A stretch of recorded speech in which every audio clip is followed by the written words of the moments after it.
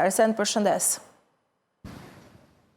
Për herë të tretë ish ministra e jashtme, ish ministra e mbrojtjes dhe sot deputetja Olta Gjaçka paraqitet në programin e posaçme, sërish pa një avokat, edhe pse zyrtarisht nuk ka një konfirmim. Burime për MCN Live bën me dije se procedimi penal për pronat e ushtrisë ku janë përfshirë biznesmen, por edhe ish ministra e mbrojtjes është arsyeja pse ajo është paraqitur sot në SPAK. Kujtojmë këtu që disa javë më parë Byroja Kombëtare e Hetimit bastisi zyrat e biznesmenëve, po ashtu kontrolle në bizneset e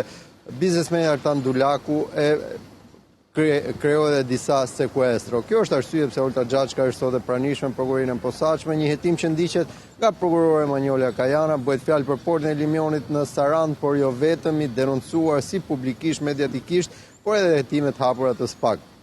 Më herët ndaj saj ka patur edhe një hetim për tjetërsimin e pronave në Bregdetin e Jugut, aty ku nëpërmjet një kompanie bashkëshorti i saj mori edhe statusin e investitorit strategjik, ka patur kallëzime penale ndaj saj bashkëshortit nga bashkiaku, nëse mund të themi, por nuk e gëzoi asnjë ditë mandatin sot eurodeputeti Beleri, Fredi Beleri, kallëzim për cilin prokuroria e posaçme vendosi të mos ta ndjek penalisht. Gjithsesi, pronat e ushtrisë ne jemi për ta pyetur zonën Gjaçka pse është e pranishme sot këtu, por këtë bëjnë me dije burimet. Ritheksoi është hera e tretë që zonja Gjaçka paraqitet në prokurorinë e posaçme, pasi referuar kronologjisë në 2 vitet e fundit, ajo ka qenë 2 herë, ndërsa tashmë teksa këto afate hetimore dhe ky procedim penal është drejt fundit, ndoshta është para arsyeshme nga SPAK që të jetë e pranishme zonja Gjaçka, e cila siç thatë dhe ju gëzon mandatin e deputetit, nuk ka asnjë imunitet për të penguar SPAK për të hetuar, për të marrë dokumenta, për të bërë kontrolle, për të marrë në pyetje persona, ndërsa për sa i përket ambienteve personale të një deputeti, siç është banesa, siç është automjeti apo siç është sekuestro, do duhet t'i kaloj me kërkesë gjykatës, po ashtu të njoftohet parlamenti, qoftë edhe për masa sigurie, të cilat deri në këto momente nuk janë aplikuar. Do të aplikohen apo jo mbetet për të parë, por burime bëjnë me dije se referuar hetimet dhe procedimin penal për portin e Limionit, i cili vijon të jetë i sekuestruar për llogaritë të SPAK, këto hetime janë drejt fundit. Po Aida. Dhe janë pra pikërisht porti i Limionit dyshohet ose me burime, se unë përmenda edhe çështjen e investitorit strategjik, çështja ato ka himarës tjetërsimi dyshuar atje. Ndërkohë Gjaçka është pa diskutim, para se kishim këto ngjarjet e fundit, një ndër emrat më të përfolur për një kohë të gjatë sa i takon pra punës së saj dhe çështjeve të mundshme që ku mund ajo të jetë përfshirë.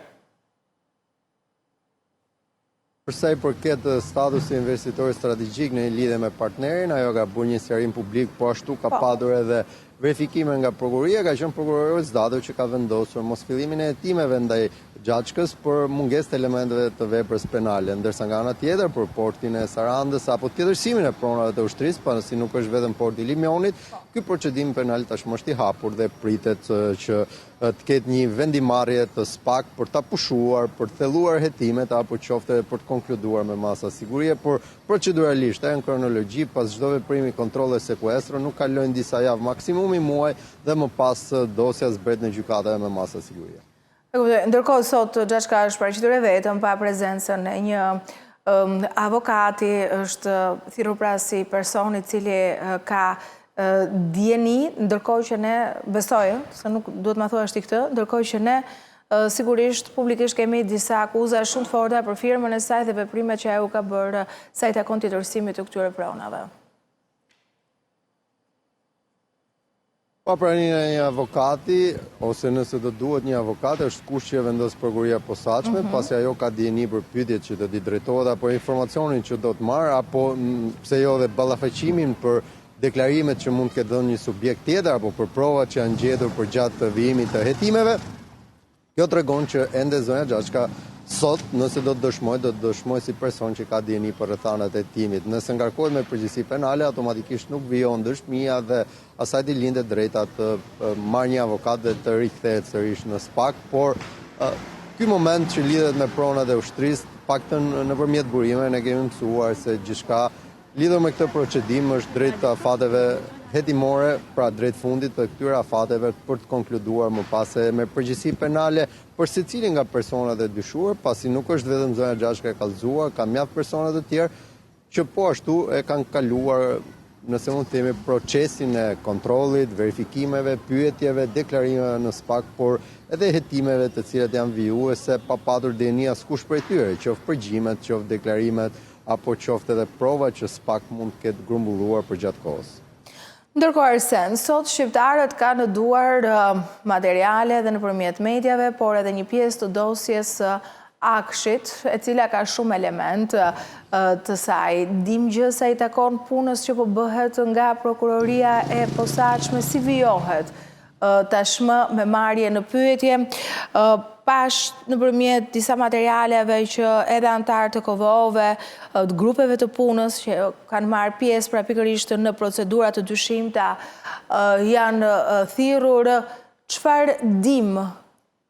Deklarata publike pastaj të politikës janë shumëta, por përqendrohemi tek ajo se çfarë po ndodh në këto momente në SPAK. Para shkollës sa një hetim është i hapur normalisht në kuadër e sekretit hetimor si BKH dhe SPAK kryen punët e tyre edhe pa njoftuar median, ajo çfarë është publike se referuar marrjes në pyetje, askush prej të dyshuarve nuk ka mbetur pa marrë në pyetje, qoftë nga dy biznesmenët sot në Aratir Gysagasi, Ermal Beqiri, qoftë nga drejtuesja e Akshit Mirlinda Kërçanaj, qoftë nga zonja Delibashi, varësia e saj, antarët e Komisionit Vlerësimit të Ofertave, punojës të kompanive, po ashtu edhe biznesmen të ndryshëm, nga ku është zbuluar dyshimi për ushtrim të dhunës, heqjet palishme të lirisë, ndikim në favorizim në tendra deri në pastrim parash, ku paktën në një prej kompanive që tregton ushqimore ose veshmbathje, rezulton që kompania e një prej biznesmenëve ndaj cilit ka një mas siguri Andis Papa, por edhe ndaj kompanisë Zotit Beqiri ka transaksione në vlerën e 10 milionë euro apo dollar, duke i faturuar ato si çokolata dhe biskota. E kuptoj. Ndërkohë, ka çështje sot të tjera në SPAK, se përveç këtyre çështjeve të bujshme, pa diskutim që aty vijon puna, edhe me çështje tjera. Shpjegimi më i fundit është se prej afro 30 minuta në SPAK ndodhet edhe ish futbollisti ose ish trajneri, por gjithsesi ai mbetet futbollist, Bledi Shkëmbi, i cili ka qenë trajner tek Skënderbeu, tek Tirana, por ekipe të ndryshme. Mos në live është interesuar pranë SPAK dhe deri në këtë moment i vetmi informacion që kemi është se po e kemi thirrur ne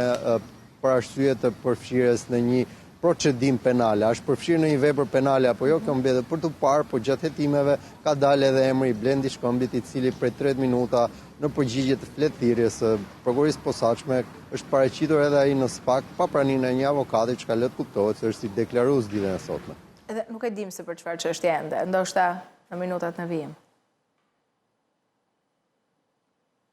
Jo, momentalisht, ndoshta në dalje Zoti Shkëmbi do të ketë një serim për mediat, por për shkak të sekretit hetimor, ky është informacioni vetëm që kemi mundur të sigurojmë. Faleminderit Arsen për gjithë sa ndave me ne. Uroj ditë të mbarë.